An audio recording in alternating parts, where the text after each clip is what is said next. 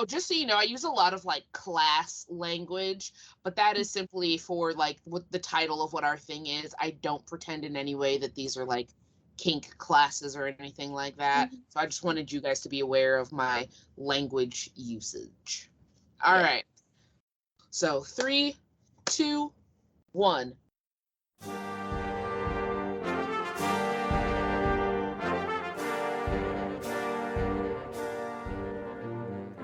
Welcome to Brat University, a place where we talk about ethical bratting and kink 101 topics. But like any good university, there are some rules that need to be followed while you are here. This is an 18 plus podcast, so if you are under the age of 18, we ask that you stop listening now and come back when you are of age. Second, any of the knowledge in this podcast is based upon the knowledge, experience, and opinions of those who appear on the podcast. Please make sure that you are doing your own research following the listening of this podcast. And last rule, make sure to have fun and enjoy. Break a heart like an eggshell, cardiac arrest or heart attack. Throw a tantrum, baby doll me up cause I'm a brat. I'm a handful, demi devil pyromaniac. Bitch I am one, throw a tantrum. Welcome everyone to Brat University. Thank you for joining us for another class. As always, I'm your professor, Brat-tastic. And I'm Tatiana, the Chaos Brat. And today, for our class, we have some guest speakers joining us today. Go ahead and introduce yourselves. Hi, my name is Lulu. I am also known as @ToBeHonest. I'm a baby sub on TikTok, and my pronouns are she, her. And hi, my name's Phrygian Monk. I go by they, them pronouns, and I am a BDSM educator, practitioner, and all-around lover of kinky things. Ooh, I love that introduction. That's really, really awesome. So the topic of our class today is online dynamics. Because of COVID, I feel like, they're always a thing, but I feel like because of COVID, they became like this even bigger thing because people couldn't, meet and things. And I feel like now online dynamics have become a lot more prevalent. So I invited these two lovely people to talk about it because a decent part of their relationship is online, and they met online. So since we're talking about how they met, let's dive into it. How did the two of you meet? Well, we met on TikTok. We are both content creators, and around this time last year, because of the pandemic, DomCon LA had been pushed back. So Phrygian Monk was coming to DomCon LA, and I was also in the Southern California region at the time. And so they reached out to me and asked if we could meet up, and I was stoked and was like, absolutely. And I cannot stress enough that at this time, it was just a completely platonic relationship. Play wasn't even mentioned in the first time we met, and it was just a wonderful day. We got drinks, we went to a barcade, we went to a toy store, all completely platonically. Yeah. Let's see. Do I have anything to add to that? Not really. Just having an interest in meeting some other TikTokers in my region, since the West Coast seems to be a little sparse on the kink talk side. But it was a really great day, and it was a cool way to get to know another person, both who is kinky and does TikTok.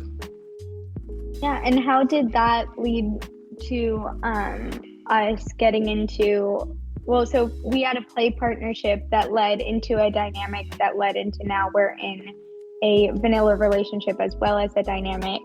So, sir, what led to you asking to play and initiate the play partnership aspect? Well, we kept talking after we first met. We met in August of 2021, and we just kept talking after that. And it was just kind of a natural process. I know kind of the catalyst for it was we were talking about you doing your first scene, and at the time it just kind of saying it, but I said, hey, well, if you ever want to, I would be happy to do your first scene for you. And that was an accepted offer. And things progressed from there. Don't you love when like you say stuff like half jokingly and then they say yes and then you're just like, oh, okay. Truly. I do that all the time with my dom and role play ideas. I try to think of ones that are so out there that they would just shock him or something. And it always surprises me when he says, hey, that's not a bad idea, we should try that. Well, and also, as long as you're willing to accept no, bringing up things aren't inherently bad. And what was really great about it is, at first, it wasn't that I said no, I just didn't say yes. At first, I was like, oh, let me think about that. Because, again, it was entirely platonic. So I didn't think about anything at the time. I just, thought we were friends. And after that first question, I started thinking about it and I was like, wait. So I have been getting to know this person and getting to hear about all of their knowledge that they have on all of these topics and all of these types of play. And we've had wonderful conversations. They have way more than enough knowledge to do a scene with. And I realized how incredible of an experience that would be. And I was like, yeah, there's no way I'm saying no to this. That's an amazing idea. And, once we started talking about scenes, they were giving me just like tasks of like coming up with scene ideas. And like that was something we negotiated and talked about, that they were allowed to give me tasks. But I think right now we have almost 100 scene ideas that we haven't done. But it just really helped figure out what we wanted, and that then led into a play partnership. And yeah, that was fun. So I love this a whole bunch because like, they offered to do your first scene and I'm even thinking like, it didn't even have to go beyond that because I've totally done like, one-off scenes with people. So I think it's cool that they even offered to, help you with your first scene because that is a huge thing. I remember going in my first real scene and it was just I had no idea what to expect. And, you've read all these things. And so I think that's, really nice of them, especially because I know they have a lot of experience and, I've never met Monk in person, but I would say if I was a new sub, I probably would do the same thing just from what I've seen online of him and any, personal interaction like this. I'm just like, I very much agree with you, Lulu. I'm like, I probably have been like, yeah, like, you seem like a respectable person. But besides how you feel, we have to remember we also have to vet. So how did you two vet each other just to make sure your initial feelings were accurate? From my end, a lot of, for us, it was kind of interesting because a lot of our lives are online. I am myself when I TikTok, I don't put on a hat and become someone else. I do put on a hat, but it's still me. It's a cap, actually. Cover, yes. But a lot of what went into vetting was just interacting with Lulu throughout our TikTok journey. And a lot of that happened before we even first met, just as a rule of thumb, I'm not going to go meet people, even as like platonic friends, if they're not trustworthy, if they're not someone I could see myself being around, that's just a general rule in life. I keep company that I can keep company with, and so a lot of that happened before we even met. And from our first meeting, I was just really, I won't say impressed because that sounds weird, but I was like, I was very happy being around Lulu, being able to interact with her. And that's where a lot of the vetting came in. But as we kind of progressed further, I did just ask people about Lulu. I was like, hey, Lulu from TikTok, or hey, we're in this Discord server together. What do you think of Lulu? And got nothing but good things. So Awesome. Yeah. On my end, I will say I probably didn't vet as much as I should have, and I was definitely eating, the parasocial poison fruit. Because also, like, the type of content that we make specifically, not to put shade on any other type of content that anyone makes, but our content is very much us. Like, my entire page is about my journey. It is transparent that I am new, that these are classes that I'm going to, that these are things that I am learning, that I am not an expert on. It's not necessarily focused on thirst traps or on teaching others, or because that's just not where I am at. That's not where I'm at in my journey, or where I was. I'm starting to get there. But I think a lot of my vetting process did involve kind of binging through their content and seeing how they interacted with others, because we weren't just on TikTok and we didn't like just watch each other's TikToks. Like, it was also the way that they had kind of slid into my DMs. In the group that we were in, we were talking publicly first, and then they asked to privately message me. And even in their private message, we were talking about this the other day, they were very cordial and like very respectful. And it just, that to me was a huge green flag. And as we progressed, they were very open. They were like telling me about their past relationships, about their past dynamics. I was able to feel safe in asking any questions that I had. And also they were like, if you want to talk to my current partner at the time, like, you can do that. I will give you their information. And they did, and we talked and we met. And so I felt very safe, just in being able to have that openness. I didn't really see any, glaring red flags that I had been taught from people. So, yeah. Awesome. I love that so much. I will just give a caveat when vetting and asking about people to take everything with a grain of salt, whether it's good or bad, because everyone gives your opinion of that person based on their personal experience. So if they've had a bad experience, they might say something bad. If they've had a good experience, they might say something good. So I will just advise everyone to take everything, whether it's good or bad, with a grain of salt, because just because someone had a good experience doesn't necessarily mean that you will. Not that that makes the person bad, but it just might mean you don't click or whatever.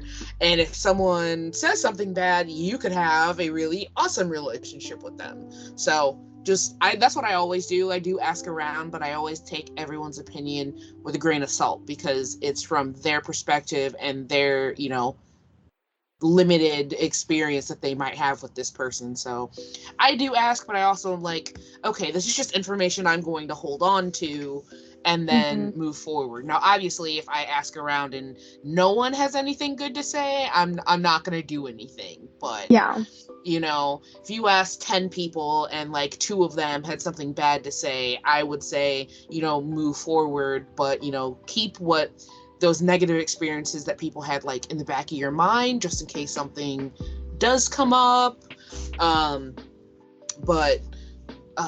Yeah, so I'm just adding that in there as, precaution. Don't always be like, well, everyone said he was good, so I'm gonna potentially ignore all these red flags that I might be seeing because everyone said they were good. So yeah, it all comes down to your risk profile. Like, even if it's 1 or 2 bad things, maybe those 1 or 2 bad things are things that you're like, you know what, I'm not okay with that.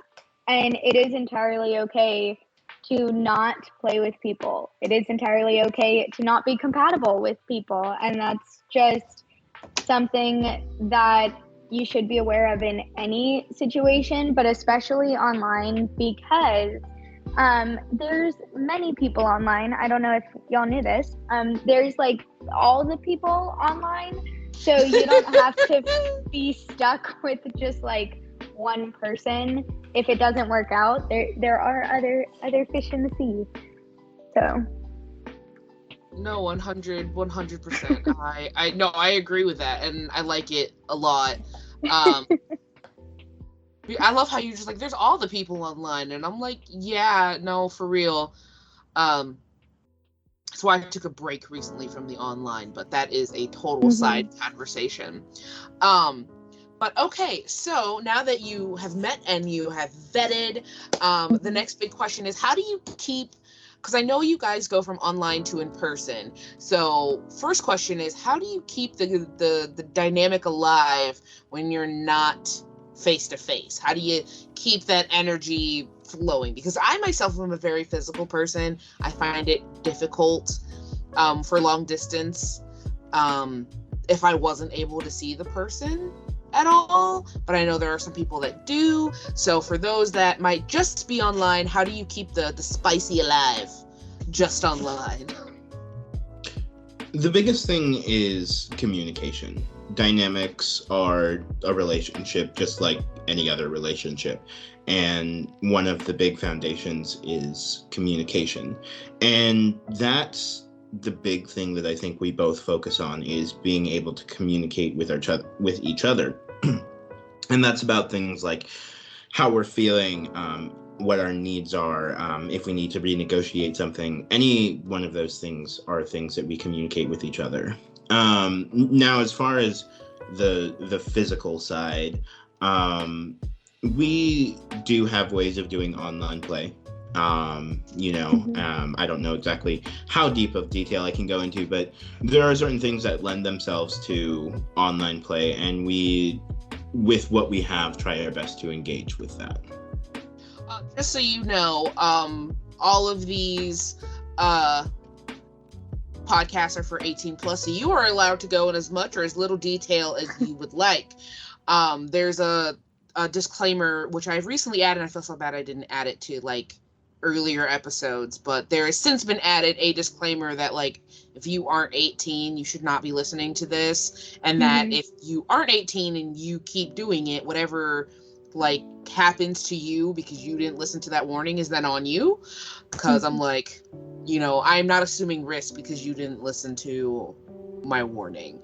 But Tatiana, it looks like you have something you would like to add. What's up? I was just going to say, I've played online a fair amount, and the amount and variety of things you can do is insane. And something I always thought was great about it was the creativity you get to put into it. It's like an extra step of creativity. And I will say, some of our most memorable scenes, I think, have been online, because at least from my end, there is nothing more masochistic than having to do things to yourself. Oh, yeah. Just while someone's watching. Oh, yeah. Like, and just seeing the sadistic smile that like comes on their face gives me so much joy and so much reassurance, because I remember, I think it was one of the first times we ever kind of played, quote unquote. I'm doing air quotes that you can't see because this is a podcast. But I had to do different positions that like we had talked about and agreed upon. And if you just look up like submissive slave positions, those were it. And I had to remember them and do them. And I remember just like laying down thinking, oh my God, I can't believe someone's making me do this. Like, someone is just saying to do this thing. And I'm just like, yeah, okay, yeah. And like, I just remember like looking at my ceiling thinking, I can't believe I'm doing this. This is insane. And it just made me feel so good to be able to give that power to someone else. It was kind of like spicy Simon Says, which is ironically one of our online scene ideas. We call it Sir Says, and it is it was one of my favorite games to play. I think a lot of our beginning scenes were focused on games, like childhood games. That's so smart, though. Or even like if it's like a treasure hunt where it's like you have to get a water bottle within 7 seconds or do whatever, or otherwise you have to be in an uncomfortable position. Like these are all things you can do online without ever physically having to touch the other person. And a lot of our initial play was based in that, because that was the longest time we were online, was the first like 4 or 5 months or so, before they finally came in person. And steal your idea. yeah, please do. Phrasing. Honestly, I need to absolutely share the Google document, because there's like a lot of things in it that are fun. If you're both comfortable with it, please do. Yeah, please do, and I can stick it in the show notes. Well, there's also things like obviously Bluetooth devices have been created that is great for online play. But also things like, I took a lot of improv game ideas, if you look up improv games. So I think this was one of our first scenes where we called it Yes Sir And, where they would give me a task and I would say, yes sir, and let me do this other thing. Whereas like, if the task is go get a bowl of ice water, I'd be like, yes, and let me dump it all over myself. You know, like just things like that, where it's like you're adding to it to what is your comfort level. That I think is great, because it not only is great for online, it enhances communication, but it also is good for when you're beginning, because it lets you kind of be the end like decision maker of what you're gonna do. And I thought that was really helpful and fun. So I would say that that's kind of how we kept our dynamic going, was it was just fun, and it wasn't like super serious, let's do all the things all the time. It was like, let's have fun and get to know each other and have fun with each other, and then build a relationship through that. Monk, I have a question for you. So let's say you give them a task. Are all of them required to have video or picture proof, or do you have to put a level of trust in there that she is going to do what you said? I usually actually don't require proof. If I'm giving a task, oftentimes it will be, I think most of the tasks I give are things like lines and things like that, or maybe a journal or something, in which case, yes, the document would be shared. But either my tasks are the pictures. So one time I had her do a photo shoot in things that she looked good in. Did that ever get done? I think it did. But like, you know, either they are videos, or if the task just won't require any pictures. Okay. So how do you build that level of trust then? Because, you know, let's say you did have them do something and like they could totally tell you it was done and it not have been done. How like, how did you both build that level of trust, where like, how is that built? The basis of my trust is knowing that we want to be in a relationship with each other. You know, it makes no sense if you want to be in this type of a relationship with someone and then you just like don't fulfill your commitment. You know, it's like, what that kind of indicates, like, do you really want to be here? You know, like, what are we doing? So just at the basis, it's the assurance and the reassurance that we want to be here. You know, we want to do these things. And for me, it really helps to know that if my partner wants to be in a relationship with me, they want these tasks, they want these things, they're going to do them, you know. And if there ever comes a time where Lulu doesn't want to do something, that's where communication comes in. Those lines of communication are open for her to say, I don't want to do this, or this does not sound appealing for me. And then from there, we can talk about something different.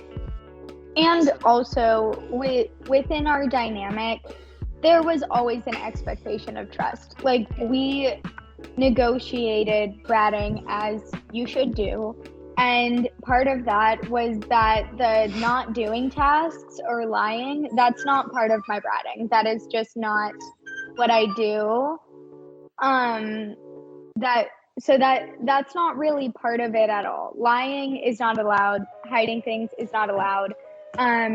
Because for me, like, Personally, I don't find joy in lying. I don't find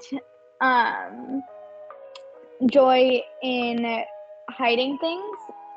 But I think a huge part of a dynamic is trust and is negotiating that. So if you are okay with like hiding things or saying you didn't do things and that's your mischievous way of bratting, that's entirely cool. That's entirely valid. I'm not gonna yuck your yum. That's not for me though.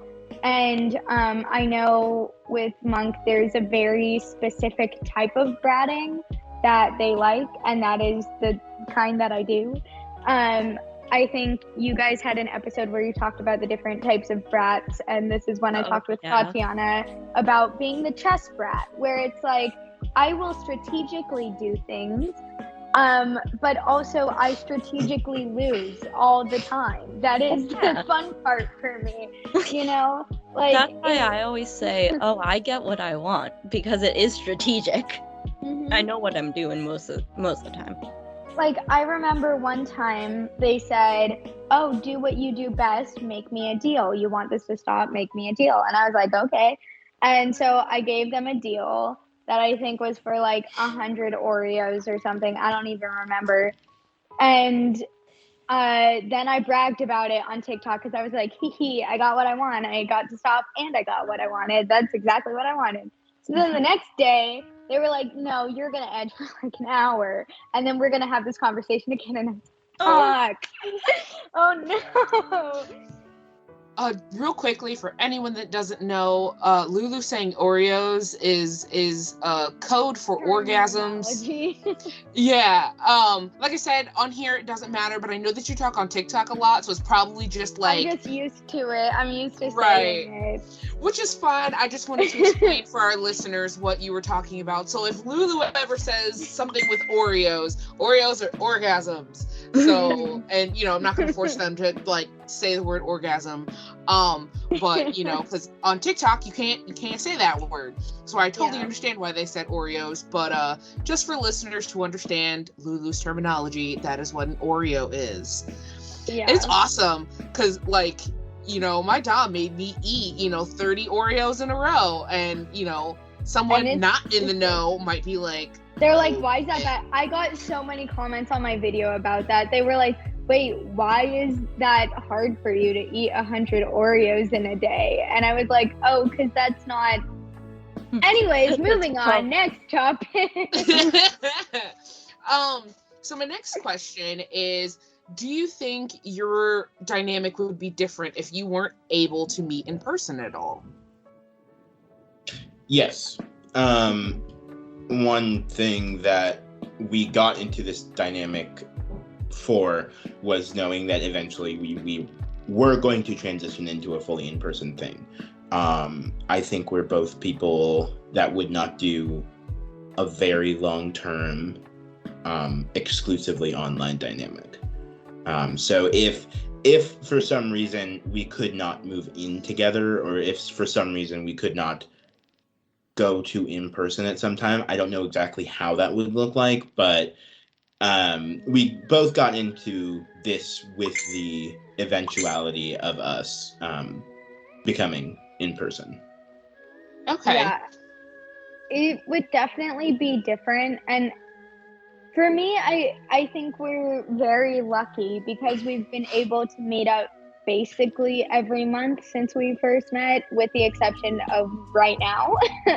I think we're gonna be going on like 6 to 8 weeks without being together, and that's the longest we've been since I think like December to February. And so it's just different because now we've shifted from what was an entirely online play partnership into a long distance dynamic that just utilizes the function of the online space to be able to communicate more effectively, things you couldn't do 1.5 million years ago.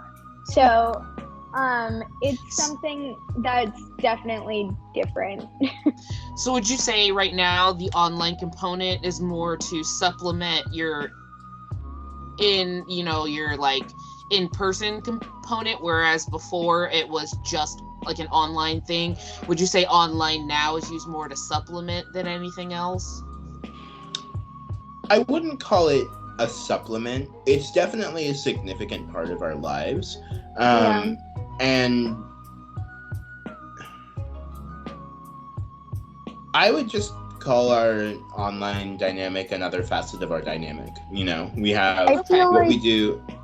We have what we do in person. We have what we do online. Both are equal, at least to me, equally as important. You know, it's not like, oh, I see Lulu once a month, and then the rest of the time, yeah, we're just online. But like, a lot of this time is great for growth, because having one's own space to reflect on and process what's going on in life, you know, good or bad, is super helpful. And so I really use the times where we can't be together to grow myself, as well as like think about moving forward with our relationship and dynamic. And I would imagine, and you guys can correct me if I'm wrong, but being apart for those times helps strengthen the communication a lot, because it's so easy, and I wouldn't feel this is easy if it with my dom, but it's so easy to think out of sight, out of mind sometimes, and just to kind of slip out of the routine you have in person. And I think being apart is very helpful for strengthening that. I don't know if you guys feel the same, but that's just my thought. Well, I think being separate gives, kind of like Monk said, a lot of time for self-reflection. And I think to be in any good relationship, you need to be self-aware. You need to know your needs, and you need to know how to communicate that, and you need to learn how to do that in order to have a healthy relationship. And a huge part of that is taking the time to reflect, which is something that I do every morning. So that's just another one of our rules. I honestly am looking at it, and a benefit, I think, because I live with my dom, you know, we're married, so I live with them. And I feel like, in my opinion, being apart might make the time you're together more intentional. Because let's say my dom and I are like, hey, you know, this Friday we want to plan a scene, but then, you know, like, life gets in the way and things don't happen. But I think, like, if I had planned, let's say, to go visit somebody, life isn't going to get in the way, because, like, I specifically, like, you know, one, I would be away, or I would have someone coming over, where I feel like the intent to keep those plans is a little stronger given the limited amount of time. Whereas me living with my dom, sometimes I'm like, well, you know, we can do this another day. It's not a big deal. We live together. So, I mean, that might say more about my dynamic than anything else. But I think that's also a thing that comes when, like, you do live with someone, but not having that, and just, I feel like, do you think being apart and then coming together helps you be more focused and intentional with the time you do have together?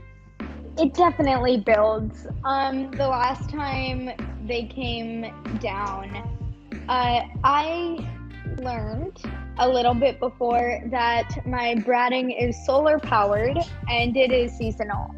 So I was in a very bratty mood. We had very sunny days. And that led to them coming down and us having a very fun first night.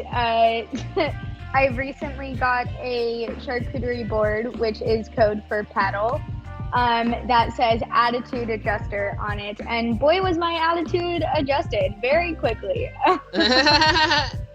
Props to you for knowing how to say charcuterie. I can never say Charcuterie?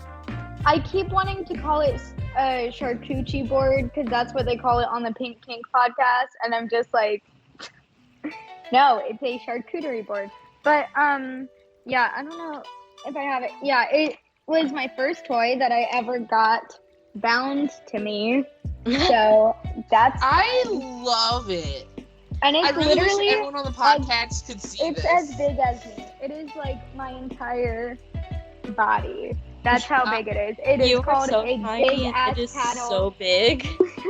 from the Kink Factory for those interested. Not to get off topic, but that is something that I think is very helpful in long distance relationships and like online dynamics when you know you're going to meet them in person. Is there is a lot of build and you can have a lot of fun with that. It's almost like the world is edging you, and so you just like get to be right there, right on the edge, and then when you get together, it's just this like glorious release of like everything you've been waiting for. And we're just very lucky again that it got to be that way. Okay, so last question is, speaking of them being bratty when the sun's out, how do you handle bratty behavior from a distance? Because I know me as a brat, I'm very much the direct confrontational brat. I am not a chessboard brat. My brain does too many things on its own for me to even try to strategize that. I don't like strategy games that's not my bag. I am very much like, someone tells me to do something and it's like, are you gonna make me do it? Like, I don't think so. And very just like directly confrontational. That's the type of brat I am. And so for me, and I think where one of the parts I struggle with online relationships is because I know like they aren't there to do anything about it. That also is one of my thing, like in text when my Dom and I were first together, he'd be at work and would tell me something and I was like, well, you're not here to like enforce that. I think I wasn't supposed to like play with myself or something like that, and I was just like, well, you're not here to stop me, so look, there's my hand, and I can't control it. I was like, oh no, the toy is now on. So I'm like, how do you, so for me, I think that would make my way at the iBrat very difficult. So how, one, Lulu, how do you work your bratting into an online dynamic? And then for Monk, how do you handle the bratting online? So whichever one of you wants to go first, I no preference here, but yeah. Well, how I incorporate it is, again, it's a lot more being clever. And for me, not to say other bratting isn't clever, but like my bratting specifically is based on the strategy. It is based on the long haul. And like, for example, I'm very much malicious, compliant oriented. I love doing what my Dom tells me to in a specific way. And so like an example would be the first time they asked me to write lines, they said it had to it was 80 lines. It had to start with 1 and end with 80, and it had to be alternating colors, written very nicely, And so I did all the odd numbers, and then I did all the even numbers. So it started with 1 and it ended with 80. And they were like, Pet, do you think I'm not going to notice this? And I'm like, notice what? What are you talking about? And they were like, they're not in like numeric order. And I was like, you didn't ask for them to be in numeric order. You said to start with 1 and end with 80, and I did, sweet I wrote Jesus. I was like, I wrote 80 lines. I did that. They're very pretty lines too. It was my best handwriting. And so I was like, how is that not what you told me to do? I was like, if you want me to put them in like chronological order, that's fine, I'll do that, but you didn't ask for that. So I didn't like break any rules. I did the task that was given to me. And so that's my type of bratting. I'm not necessarily confrontational in the same way. Like, I think the only time I've said make me, I didn't just say make me. It was something where I don't even remember what you said, but they said something, and then I was like, is this the part where I'm supposed to say make me? Like, does that part go here? And they were like, are you saying what I think you're saying? And I'm like, no, I'm asking if that's what I should say. I'm not saying it. I wouldn't do that. That just does not sound like something I would do. I'm not a make me brat either. Well, so then that goes on them to how they want to respond, and it really is about the back and forth for us, I think. So then, sir, if you want to talk about how you respond. Yeah. When I respond to online bratting, I, number one, also play the long game, but number two, utilize tools that I have creatively gathered over the years. One that I have found that I particularly enjoy is room temperature tonic water. And so that would be a task where either on video call or sending me a video, she would have to drink a bottle of room temperature tonic water. It is so bad. Yeah, it's disgusting. Another one could be really quick question. Is this the same like tonic water when someone's like, hey, I want like a vodka tonic? Is that what they put in there? Yes. Yeah, it is bad. It is so bad. Because here's the thing. It's one thing if you mix it with something else, even then it's not great. But when it is room temperature and on its own, tonic water has quinine in it, which is incredibly bitter, which tastes so bad, especially if you have to keep drinking it. It doesn't stop. It literally tastes like you are drinking gasoline. Like, it is so awful. I am never telling my dom about that. I hope they listen to this podcast. Because it is so bad. And I remember we brought that up to Cancer Face and some of our friends, and they're like, oh, I need to take that. I'm like, no, we need to never mention this again.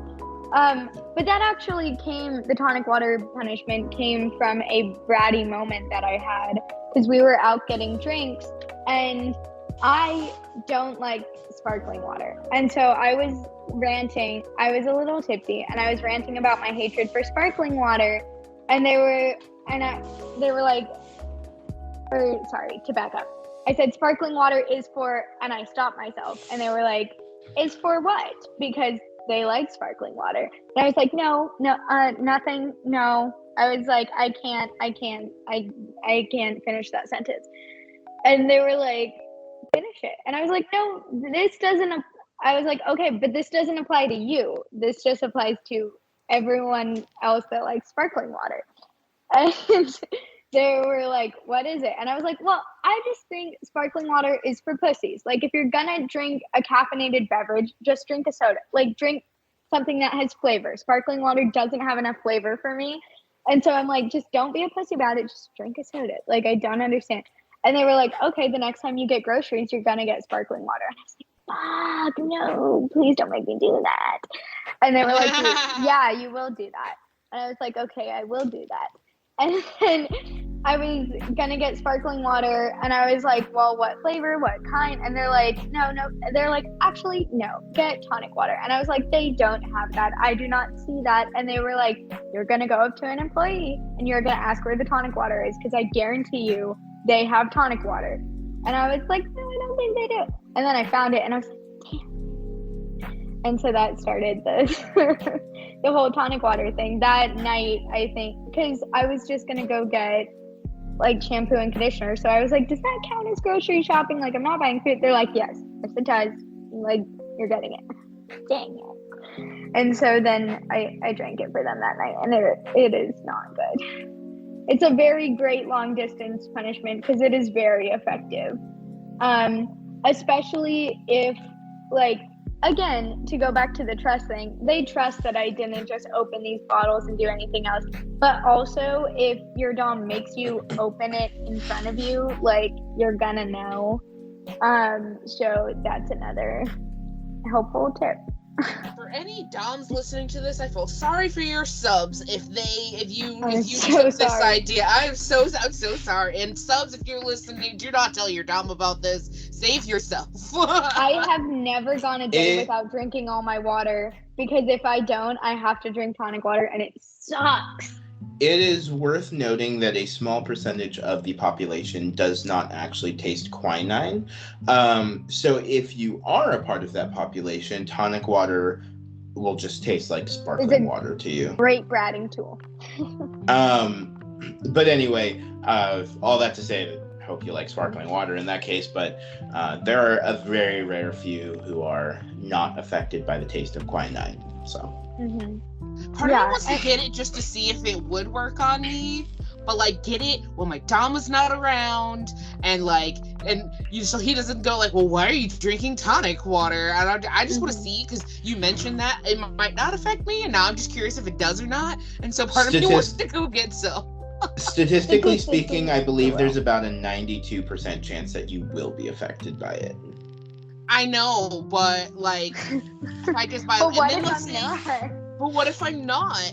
And like, this only hurts me because I'll drink it and it'll taste like ass, and I'll go get something else and throw away the bottle, and no one will ever know what I did. The first few sips will taste like Sprite. You need to keep drinking it. Like, that's what makes it bad. Because I remember they had me try it, and I was like, this isn't bad. And they were like, keep drinking then. And then I got to the point, I was like, no, I don't like this. I don't like it at all. And it's relatively, like, harmless. Like, there's nothing bad that can happen other than it tastes bad, you know? So it's not like it's bad for you or anything. Like, there's very low risk involved, which makes it a wonderful long-distance punishment. But another thing they've had me do is, like, be in uncomfortable positions and just have to, like, basically stay there until I beg to not be in there. And I don't know, I want to say, like, lines or something we've done. I haven't had to be punished a lot. I've had privileges taken away, again, all negotiated. But like furniture privileges, bed privileges, things like that, clothes. I lost TikTok for 2 days once. I thought I was gonna die. Yeah. I wasn't allowed to post. Like, I thought it was just I wasn't allowed to post. They're like, no, you can't have TikTok for 2 days. And I was like, because that's all I do when I'm sitting on my phone and I'm scrolling. And so I swear I never did that again. I was like, I need my TikTok. I mean, that's just something bad about me and how much I use TikTok, but we're not focusing on that. But, you know, taking away of privileges is something that would definitely work. Yeah. And so didn't, oh, sorry. No, go ahead. I was just going to say, like, didn't you say the last time we recorded this, for those who don't know, we had technical difficulties. We don't need to get into that. But, sir, didn't you say, like, that initially you were going to do kind of less punishments from, or not less, but, like, previous punishments would last, like, a week long, and you saw, like, how that affected me, and that changed what you want to do now? Yes. So punishments can, how do I describe it? Punishments, if you want them in your dynamic, have one important thing that need to be talked about, and that is, like, how people feel during punishments. And in times past, there have been like, oh, you lose privileges for a week, or one time you have to do a reflection every night for a week. And we found that the long time frame just didn't work well as a punishment, you know, whereas tonic water is something that's quick and, like, uncomfortable and unpleasant in the moment, but it teaches a lesson, you know. Some of those longer term ones were just like, oh, I'm wallowing in misery for a few days. Yeah, so. Because for me, like, we've negotiated the difference between punishments and punishments. But specifically, I don't feel like I have become better until I'm done with my punishment. It's kind of like until I've done my crime, like, until I've done the time, I don't feel like justice has been served. Same. And so that's why they kind of talked about having shorter punishments, so that way I'm not just wallowing for a week being like, I'm the worst sub ever, like, and I don't deserve this, and all the negative brain weasels, bad thoughts that infiltrate your mind. So that definitely is something that we have been working on, but luckily I have not needed to be punished since. So we're definitely getting stronger in our dynamic, I think, and in our relationship. And yeah, we've been able to have really good communication that I think is the beginning foundation for our long-term relationship. This has been super eye-opening, and I love this. Does anyone have any last-minute things they want to add about online dynamics? Any tips? Any comments? Anything? Or are we all feeling good? Just a reminder that communication is key in all relationships, but especially online and especially in long distance. If you are not feeling okay or something is not working, communicate that and work on that. It is okay to change. It is okay for your needs to change. We just went through our own renegotiation of things because some things weren't working, and that's okay. 100%.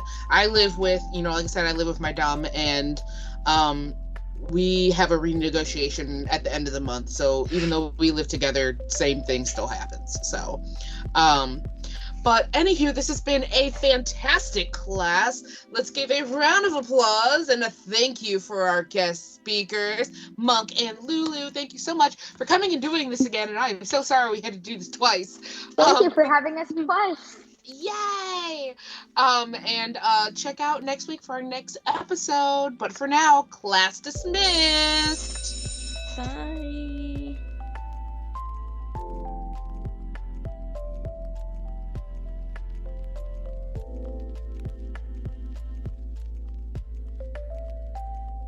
Did you like what you heard? Then make sure to never miss a class. You can find us on one of your favorite podcatchers, which include Apple Podcasts, Google Podcasts, Podbean, Spotify, and Good Pods. You can also find us on Twitter and TikTok at Brat University. Make sure to look in the show notes below to join our Discord server. We can't wait to hear from you.